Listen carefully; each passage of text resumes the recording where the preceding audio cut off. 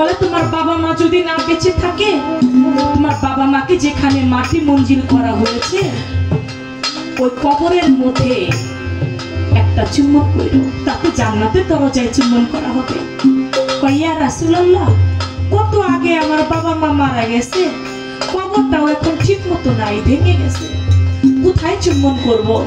বলে তোমার হাত দিয়ে মাটির মুখে একটা দাগ দিও, ওই দাগটাকে তোমার বাবা এবং মায়ের কবর মনে করে ওই দাগের মধ্যে একটা চুম্বন করো, তাতেই তোমার জান্নাতের দরজার মধ্যে চুম্বন করা হবে।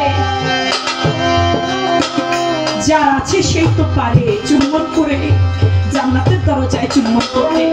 আমার দয়া নবী বলেছে, আমি জগতে দুটি কাজ পারি নাই, আমার দ্বারা হয় নাই। একটা আমার বাবার খেদমত, আরেকটা হচ্ছে আমার মায়ের খেদমত। কেউ যদি মক্কা মদিনার ইমাম হয়, সেও আল্লাহর জান্নাত পাবে না যদি পিতা মাতার খেদমত না করে।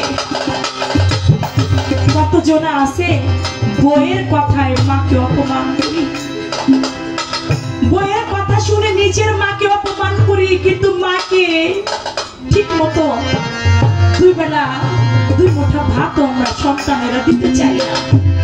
একটা মা, মায়ের যদি 5টা সন্তানও থাকে, সেই মা আগলিয়ে রাখে, বড় করে, কিন্তু 5টা সন্তান মিলে একটা মাকে আগলায় রাখতে পারে না।